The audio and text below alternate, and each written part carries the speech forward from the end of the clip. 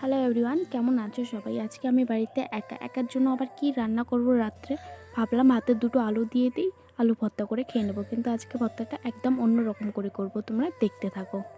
প্রথমেই একটা টমেটো পুড়িয়ে নিয়েছি, কড়াতে সর্ষের তেল দিয়ে 7-8 কোয়া রসুন কোয়া, একটা ছোট থেকে পেঁয়াজ কুচি, একটা কাঁচা লঙ্কা, একটা শুকনো লঙ্কা ভেজে নিলাম।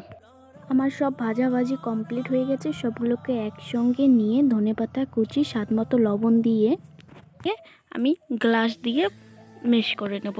হাত দিয়ে আমি মেশ করব না, গ্লাস দিয়ে মেশ করলে টেস্টি হয় আর খুব সফট হয়।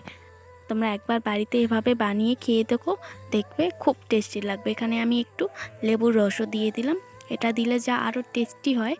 তোমরা একবার এভাবে বানিয়ে খেয়ে দেখো। তোমাদের ভিডিওটা ভালো লাগলে like, comment, share and subscribe করবে। বাই।